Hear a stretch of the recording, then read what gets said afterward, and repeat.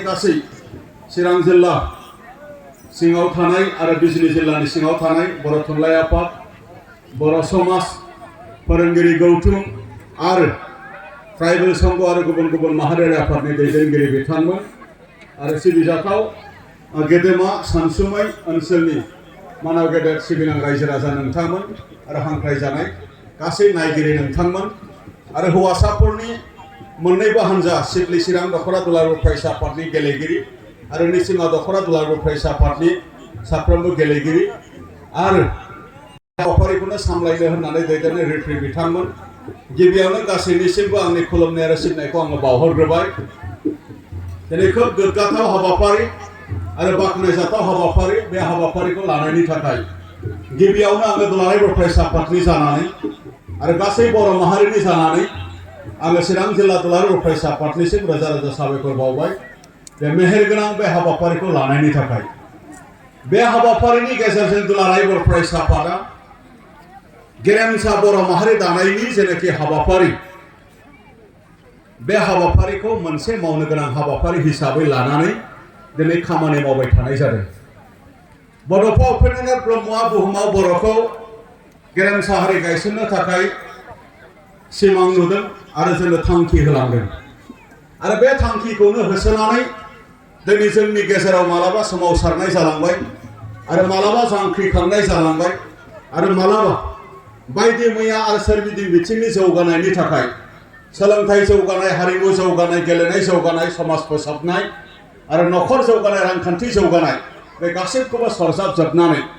दिनै दुलाराय बर' फरायसा आफादा नोंथांमोननि मददजों दिनै खामानि मावबाय थादों आरो बेबायदियैनो दिनै गेलेनाय बिथिंखौबो मोनसे गोनांथार हाबाफारि गेरेमसा बर' माहारि दानायनि बेखौ साननानै दुलाराय बर' फरायसा आफादा थांनाय समाव जेरैबायदि खामानि मावबोदों आरो दिनैबो बेखौ आरो साबसिनै मोनसे फाउन्डेसन लेभेलनिफ्रायनो आरो गुदि थाखोनिफ्रायनो जोङो जोथोन लानानै गेलेनायखौ जोङो गेलेहोनो हायोब्ला आरो बिनि मोनसे प्लेटफर्मखौ होनो हायोब्ला बेजों जिउ दानो हानाय, हारि दानो हानाय, आखल दानो हानाय, देहा दानो हानाय बे गेलेनायनि माखासे मुलाम्फाफोरखौ जों मोननो हागोन। बेखौनो मिजिंथिनानै दिनै गेलेनायखौ जोङो मोनसे गुदिनिफ्रायनो जागायनानै जोङो दिनै लानाय जादों। सासे डक्टर जानांगौनि थाखाय, सासे इन्जिनियार जानांगौनि थाखाय, सासे फोरोंगिरि जानांगौनि थाखाय जेरै गुदि फरायसालिनिफ्राय फरायसालियाव थाखोसेनिफ्राय फरायनानै जेरै जागायो बेबायदि गेलेनायजों सासे इन्टारनेशनेल प्लेयार जानांगौनि थाखाय, नेशनेल लेभेलनि गेलेगिरि जानांगौनि थाखाय बेखौ जोङो गुदिनिफ्रायनो जोथोन लानो होननानै आन्डार 13नि गेलेगिरिफोरखौ कचिं होनायनिफ्राय लानानै आरो दिनै मा होनदों जोङो टुर्नामेन्ट फाथिदों बेखौ आनसलिकनिफ्राय जिल्ला, जिल्लानिफ्राय सेन्ट्रेल लेभेलसिम दिनै खुंनाय जादों आरो सेन्ट्रेलाबो दिनै बे आन्डार 13 फुटबल खुंनायनि टुर्नामेन्टनि अनगायैबो दिनै बड'फा FC खुलिनायनि गेजेरजों आरो बे बड'फा FCनि गेजेरजों दिनै आसाम लिग स्टेट लेभेलाव गेलेनाय जाबाय आरो आसाम लिग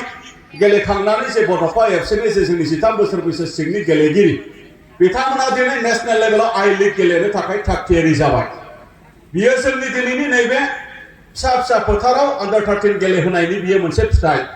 आरो बेजोंनो जोङो दिनै नेशनेल लेभेलनि प्लेयार आरो इन्टारनेशनेल लेभेलनि प्लेयार बेबायदि दिहुननायनि मोनसे सिमांखौ नुदों। दा बेखायनो दिनै नोंथांमोना लैहोर लैहोर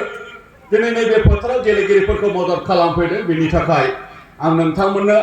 रोजा रोजा साबायखरखौ बावदों। आं गोबां बाथ्रा बेबायदि बुंनो लुबैयाखै। दिनैनि नैबे बुब्लिया लेक्सार खोनासंनायनि नङा, भाषण खोनासंनायनि नङा,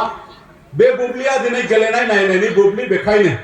गेलेगिरिफोरखौबो आरो नायगिरिफोरखौबो आङो समायखौ लानानै आङो नस्थ' खालामनो सानाखै। फैबाय थानाय समाव जोङो जे गेरेमसा हारि दानायनि जेनाखि मोनसे खामानि जों जेरावखि थाया जोङो खामानिखौ जों मावलायनांगोन। जोङो लाथिख'निफ्राय शून्यनिफ्राय जिर'निफ्राय जोङो स्टार्ट खालामनानै जोङो दिनै फारफ्रोमबो बिथिङै जोङो दिनै जौगाबाय थादों। जोंनियाव गेलेनाय बिथिङैबो दिनै प्लेटफर्म गैयामोन। दिनै बे गेलेनाय बिथिङाबो दिनै मोनसे स्टेन्डार्ड मोनसे महराव फैबाय। दुलाराय बर' फरायसा आफादाबो दिनै बेबायदि मोनसे प्लेटफर्मखौ जोङो होनो नाजाबाय थादों आरो बियो थांबाय थागोन नोंथांमोननि मददनि गेजेरजों। आं बेखिनि बाथ्राखौल' बुंबाय। जोङो गेलेनायखौ नायनो मोजां मोननाय आरो गेलेनो मोजां मोननाय बर' माहारिनि बियो मोनसे आखु आरो बे ओनसोलनिनो बियो मोनसे जोंनि गुन आरो बे जोंनिनो बियो मोनसे हारिनिनो गुन आरो बेखौनो जोङो दिनै मोजां मोननायखौनो नायनो मोजां मोननाय आरो गेलेनो मोजां मोननायखौनो जों जुदि मोजाङै गोसो होयोब्ला बेजोंनो जोंनि गेलेगिरिफ्रा जिउ राहाबो जानो हायो बेखौ जोङो दिनै नुनो मोनबाय मानोना दिनै स्पर्ट्सआ इन्डास्ट्रियाव महर मोनबाय आरो बे स्पर्ट्सआव गेलेगिरिफ्रा डाइरेक्टलि मोजां गेलेगिरि जानो हानानै बिनि मुलाम्फा बेखौ लानो हायो आरो गेलेनायजों खाथि खाला गोबां बेबायदि स्कपफोरा दिनै दङ दा बेखायनो आङो मोन्नैबो गेलेगिरिफोरनिसिम गुरै खावलायनाय डिसिप्लिनै आब्रुथि गेलेनायनि गेजेरजों